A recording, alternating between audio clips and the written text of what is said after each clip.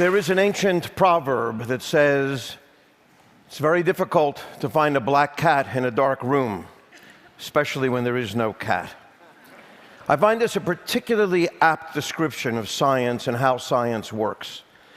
Bumbling around in a dark room, bumping into things, trying to figure out what shape this might be, what that might be. There are reports of a cat somewhere around. They may not be reliable, they may be, and so forth and so on. Now, I know this is different than the way most people think about science. Science, we generally are told, is a very well-ordered mechanism for understanding the world, for gaining facts, for gaining data, that it's rule-based, that scientists use this thing called the scientific method, and we've been doing this for 14 generations or so now. And the scientific method is a set of rules for getting hard, cold facts out of the data. I'd like to tell you that's not the case. So there's the scientific method, but what's really going on is this. And it's going on kind of like that. So what is the difference, then, between the way I believe science is pursued and the way it seems to be perceived? So this difference first came to me in some ways in my dual role at Columbia University, where I'm both a professor and run a laboratory in neuroscience, where we try and figure out how the brain works. We do this by studying the sense of smell, the sense of olfaction. And in the laboratory, it's a great pleasure and fascinating work and exciting to work with graduate students and postdocs and think up cool experiments to understand how this sense of smell works and how the brain might be working. And, well, frankly, it's kind of exhilarating. But at the same time, it's my responsibility to teach a large course to undergraduates on the brain. And that's a big subject, and it takes quite a while to organize that. And it's quite challenging, and it's quite interesting. But I have to say, it's not so exhilarating. So what was the difference?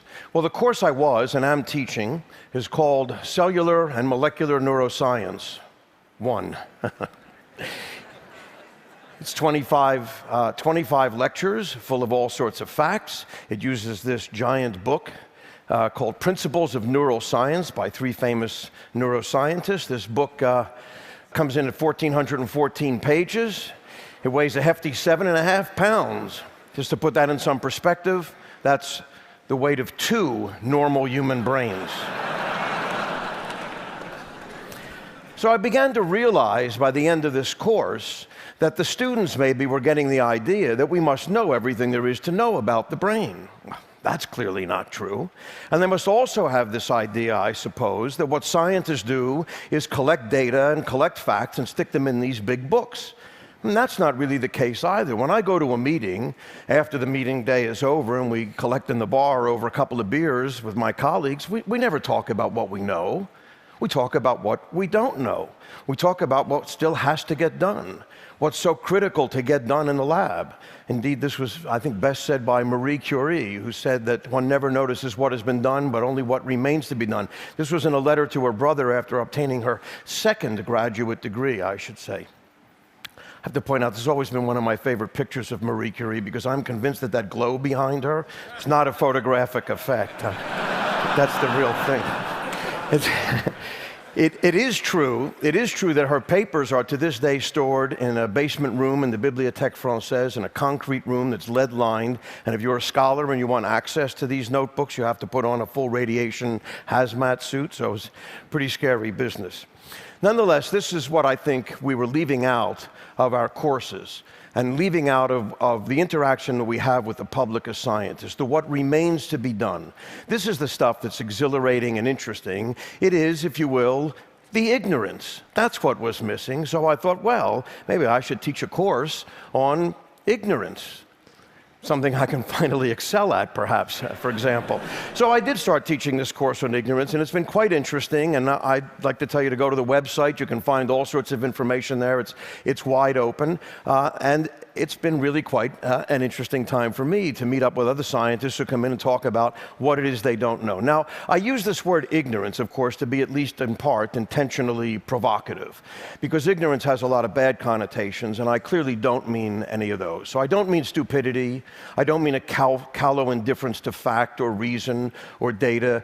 The ignorant are clearly unenlightened, unaware, uninformed, and present company today, except that often occupy elected offices, it seems to me. That's another story, perhaps. I mean a different kind of ignorance. I mean a kind of ignorance that's less pejorative, the kind of ignorance that comes from a communal gap in our knowledge, something that's just not there to be known or isn't known well enough yet or we can't make predictions from. The kind of ignorance that's maybe best summed up in a statement by James Clerk Maxwell, perhaps the greatest physicist between Newton and Einstein, who said, "Thoroughly conscious ignorance is the prelude to every real advance in science." I think it's a wonderful idea, thoroughly conscious ignorance. So that's the kind of ignorance that I want to talk about today. But of course, the first thing we have to clear up is what are we going to do with all those facts? So it is true that science piles up at an alarming rate. We all have this sense that science is this mountain of facts, this accumulation model of science, as many have called it. And it seems impregnable, it seems impossible. How can you ever know all of this? And indeed, the scientific literature grows at an alarming rate. In 2006, there were 1.3 million papers published. There's about a 2.5% yearly growth rate. And so last year we saw over 1.5 million papers being published. Divide that by the number of minutes in a year, and you wind up with 3 new papers per minute. So I've been up here a little over 10 minutes. I've already lost 3 papers. I have to get out of here, actually. I have to go read. So what do we do about this? Well, the fact is that what scientists do about it is a kind of a controlled neglect, if you will. We just don't worry about it in a way. The facts are important. You have to know a lot of stuff to be a scientist, that's true.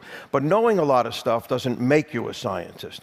You need to know a lot of stuff to be a lawyer, or an accountant, or an electrician, or a carpenter. But in science, knowing a lot of stuff is not the point. Knowing a lot of stuff is there to help you get to more ignorance. So knowledge is a big subject, but I would say ignorance is a bigger one. So this leads us to maybe think about a little bit about some of the models of science that we tend to use, and I'd like to disabuse you of some of them. So one of them, a popular one, is that scientists are patiently putting the pieces of a puzzle together to reveal some grand scheme or another. This is clearly not true. For one, with puzzles, the manufacturer has guaranteed that there's a solution. We don't have any such guarantee. Indeed, there are many of us who aren't so sure about the manufacturer. So I think the puzzle model doesn't work. Another popular model is that science is busy unraveling things the way you unravel the peels of an onion. So peel by peel, you take away the layers of the onion to get at some fundamental kernel of truth. I don't think that's the way it kind of works either. Another one, a kind of popular one, is the iceberg idea, that we only see the tip of the iceberg, but underneath is where most of the iceberg is hidden. But all of these models are based on the idea of a large body of facts that we can somehow or another get completed. We can chip away at this iceberg and figure out what it is, or we could just wait for it to melt, I suppose, these days. But one way or another, we could get to the whole iceberg, right? Or make it manageable. But I don't think that's the case. I think what really happens in science is a model more like the magic well, where no matter how many buckets you take out, there's always another bucket of water to be had, or my particularly favorite one, with the effect and everything, the ripples on a pond. So if you think of knowledge being this ever-expanding ripple on a pond, the important thing to realize is that our ignorance, the circumference of this knowledge, also grows with knowledge. So that knowledge generates ignorance. This is really well said, I thought, by George Bernard Shaw. This is actually part of a toast that he delivered to celebrate Einstein at a dinner celebrating Einstein's work, in which he claims that science just creates more questions than it answers. I find that kind of glorious, and I think he's precisely right. Plus, it's a kind of job security. As it turns out, he kind of cribbed that from the philosopher Immanuel Kant, who 100 years earlier had come up with this idea of question propagation, that every answer begets more questions. I love that term, question propagation, this idea of questions propagating out there. So I'd say the model we want to take is not that we start out kind of ignorant and we get some facts together and then we gain knowledge. It's rather kind of the other way around, really. What do we use this knowledge for? What are we using this collection of facts for? We're using it to make better ignorance, to come up with, if you will, higher quality ignorance. Because, you know, there's low quality ignorance and there's high quality ignorance. It's not all the same. Scientists argue about this all the time. Sometimes we call them bull sessions, sometimes we call them grant proposals, but nonetheless, that's what the argument is about. It's the ignorance, it's the what we don't know, it's what makes a good question. So how do we think about these questions? I'm going to show you sort of a graph that shows up quite a bit on happy hour posters in various science departments. This graph asks the relationship between what you know and how much you know about it. So what you know, you can know anywhere from nothing to everything, of course, and how much you know about it can be anywhere from a little to a lot. So let's put a point on the graph. There's an undergraduate. Doesn't know much, but they have a lot of interest. They're interested in almost everything. Now you look at a master's student a little further along in their education, and you see they know a bit more, but it's been narrowed somewhat. And finally, you get your PhD, where it turns out you know a tremendous amount about almost nothing. What's really disturbing is the trend line that goes through that. Because, of course, when it dips below the zero axis there, it gets into a negative area. That's where you find people like me, I'm afraid. But the important thing here is that this can all be changed. This whole view can be changed by just changing the label on the x-axis. So instead of how much you know about it, we could say, what can you ask about it? So yes, you do need to know a lot of stuff as a scientist, but the purpose of knowing a lot of stuff is not just to know a lot of stuff. That just makes you a geek, right? Knowing a lot of stuff, the purpose is to be able to ask lots of questions, to be able to frame thoughtful, interesting questions, because that's where the real work is. So let me give you a quick idea of a couple of these sorts of questions. I'm a neuroscientist, so how would we come up with a question in neuroscience? Because it's not always quite so straightforward. So, for example, we could say, well, what is it that the brain does? Well, one thing the brain does moves us around. We walk around on two legs. That seems kind of simple somehow or another. I mean, virtually everybody over 10 months of age kind of walks around on two legs, right? So that maybe is not that interesting. So instead, maybe we want to choose something a little more complicated to look at. How about the visual system? There it is, the visual system. I mean, we love our visual systems. We do all kinds of cool stuff. Indeed, there are over 12,000 neuroscientists who work on the visual system, from the retina to the visual cortex, in an attempt to understand not just the visual system, but to also understand how general principles of how the brain might work. But now here's the thing. Our technology has actually been pretty good at replicating what the visual system does. We have TV, we have movies, we have animation, we have photography, we have pattern recognition, all of these sorts of things. They work differently than our visual systems in some cases, but nonetheless, we've been pretty good at making a technology work like our visual system. Somehow or another, 100 years of robotics, you never saw a robot walk on two legs, because robots don't walk on two legs, because it's not such an easy thing to do. 100 years of robotics, and we can't get a robot that can move more than a couple steps one way or the other. You ask them to go up an inclined plane, and they fall over. Turn around, and they fall over. It's a serious problem. So what is it that's the most difficult thing for a brain to do? What ought we to be studying? Perhaps it ought to be walking on two legs, or the motor system. I'll give you an example from my own lab, my own particularly smelly questions, since we work on the sense of smell. But here's a diagram of 5 molecules in sort of a chemical notation. These are just plain old molecules. But if you snip those molecules up these 2 little holes in the front of your face, you will have in your mind the distinct impression of a rose. If there's a real rose there, those molecules will be the ones. But even if there's no rose there, you'll have a memory of a molecule. How do we turn molecules into perceptions? What's the process by which that could happen? Here's another example. 2 very simple molecules, again, in this kind of chemical notation. Might be easier to visualize than this way. So the gray circles are carbon atoms, the white ones are hydrogen atoms, and the red ones are oxygen atoms. Now, these 2 molecules differ by only 1 carbon atom and 2 little hydrogen atoms that ride along with it. And yet one of them, heptyl acetate, has the distinct odor of a pear. And hexyl acetate is unmistakably banana. So there are 2 really interesting questions here, it seems to me. One is, how can a simple little molecule like that create a perception in your brain that's so clear as a pear or a banana? And secondly, how the hell can we tell the difference between 2 molecules that differ by a single carbon atom? I mean, that's remarkable to me. Clearly the best chemical detector on the face of the planet. You don't even think about it, do you?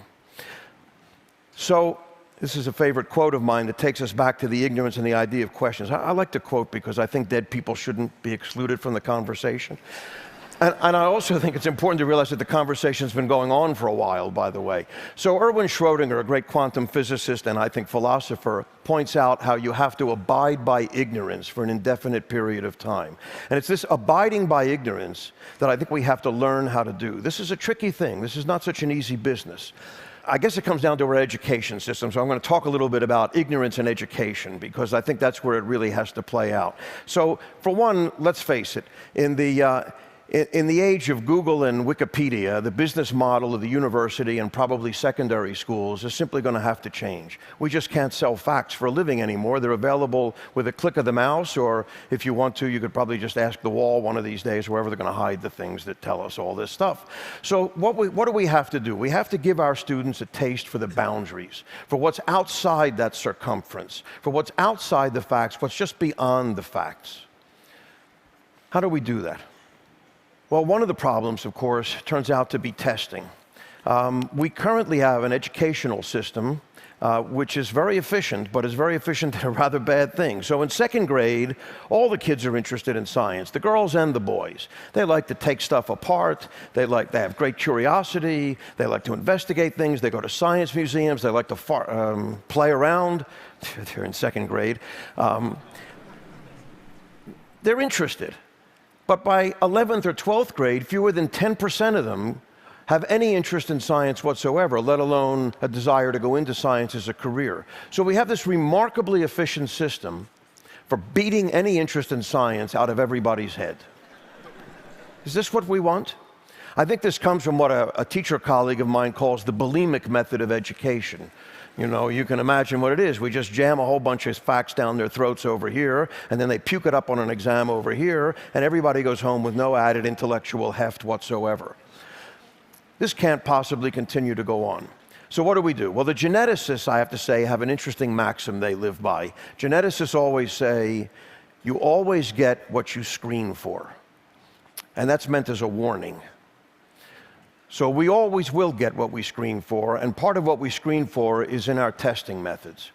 And we hear a lot about testing and evaluation, and we have to think carefully when we're testing whether we're evaluating or whether we're weeding people out, whether we're making some cut. Evaluation is one thing. You hear a lot about evaluation in the literature these days, in the educational literature, but evaluation really amounts to feedback, it amounts to an opportunity for trial and error, it amounts to a chance to work over a longer period of time with this kind of feedback. That's different than weeding, and usually I have to tell you when people talk about evaluation, evaluating students, evaluating teachers, evaluating schools, evaluating programs, that they're really talking about weeding. And that's a bad thing, because then you will get what you select for, which is what we've gotten so far. So I'd say what we need is a test that says, what is X? And the answers are, I don't know, because no one does. Or what's the question, even better? Or, you know what, I'll look it up. I'll ask someone. I'll phone someone. I'll find out. Because that's what we want people to do, and that's how you evaluate them. And maybe for the advanced placement classes, it could be, here's the answer, what's the next question? That's the one I like in particular. So let me end with a quote from William Butler Yeats, who said, education is not about filling buckets, it's lighting fires. So I'd say, let's get out the matches. Thank you.